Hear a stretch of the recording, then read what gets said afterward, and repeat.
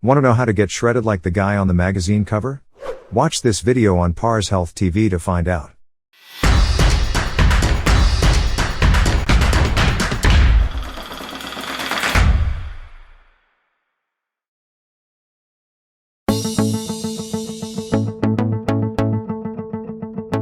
What does get shredded mean?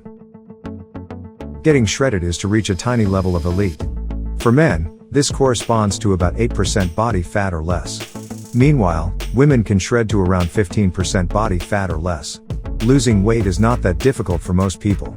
But to get shredded, you need to burn the last fat in your midsection, love handles, and lower back.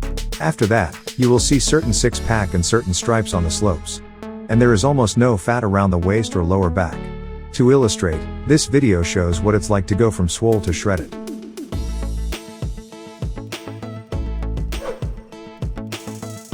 Here are 9 tips to try.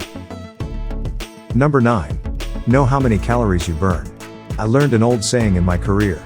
If you can't measure it, you can't improve it, said Peter Drucker. While this saying applies to business in general, it also applies to energy balance. Eating right all the time is impossible if you don't know how much energy you're burning. For example, you can't expect to get rich if you don't know how much you spend every month. So how do you shred without knowing how many calories you're burning? Fortunately, figuring out how many calories you're burning doesn't have to be as complicated as balancing a budget.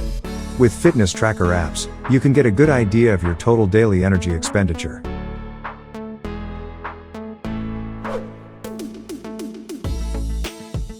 Number 8. Be in a calorie deficit.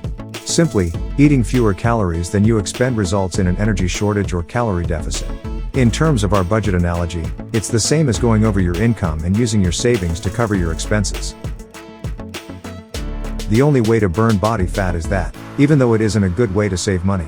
The calorie deficit should be apparent but not so great that it becomes impossible to maintain. You have an unsustainable calorie deficit when you consume so few calories that your body negatively adjusts. Excessive calorie restriction typically causes lean muscle loss, metabolism slows, and severe hormonal imbalances. By eating less than your TD but more than your BMR, you can maintain a slight calorie deficit and avoid the negative effects of crash dieting.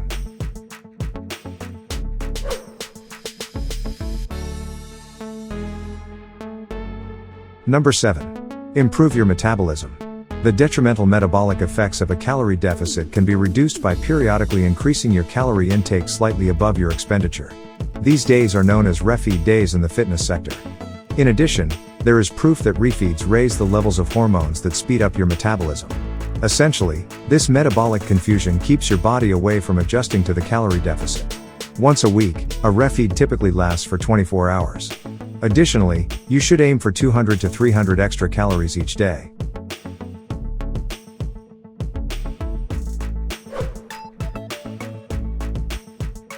Number 6. Use carb cycling instead of cutting carbs. Simply changing up your daily carbohydrate intake is known as carb cycling. Low, medium, and high carb days are typically included in a cycle. Low carb days encourage fat burning, while medium carb days give you the energy to exercise and recover. To speed up your metabolism and replenish your energy reserves, high carb days are typically followed by refeed days. Continually switching up your energy sources also helps your body become more efficient at converting fat and carbohydrates into fuel. As a result, carb cycling encourages metabolic flexibility, making you an incredibly effective machine regardless of what you put in your tank.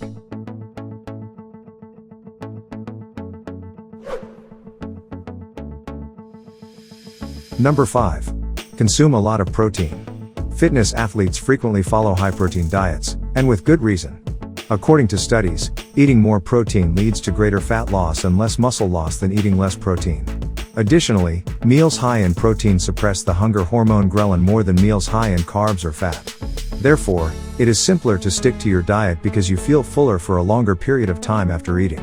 Furthermore, the thermic effect of food, TEF, caused by eating high-protein meals can increase calorie expenditure. According to one study, people who consume more protein burn an extra 100 calories per day as a result of diet-induced thermogenesis. Similar to free energy use that results in fat loss. If you like the video, give a thumbs up button, and never forget to subscribe and click the bell icon. Number 4. Make smart food choices. You've probably heard the saying, you can't outtrain a bad diet. In other words, you are not going to get shredded scarfing McDonald's on the reg. This should be common sense, but you'd be surprised how many people fail at this step. There is a time and a place for cheat meals and even cheat days. But, to get peeled to the bone, you have to be clean all the time and not cheat too often.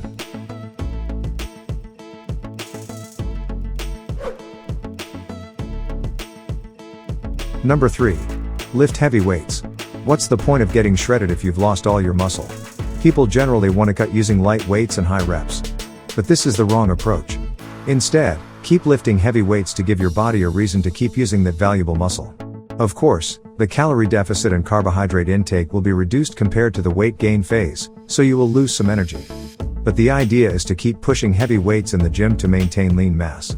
I recommend a hypertrophy training program with short rest periods to maintain muscle size and strength while cutting.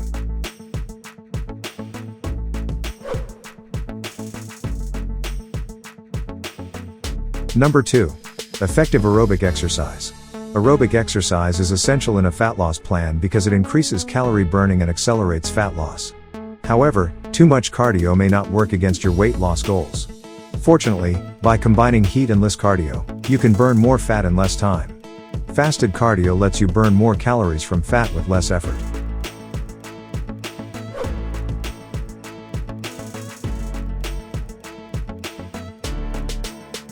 Number 1. Be patient and motivated. Finally, the last step to getting shredded is patience and motivation, as smashing a superhero can take a long time. You must commit to a diet and exercise program. Most people believe that motivation comes from external sources, like a coach asking you to do something or people giving you compliments. But that can only take you so far. Instead, you need to have the internal motivation and a clear vision of your goals. Then prioritize your goals to influence your daily decisions.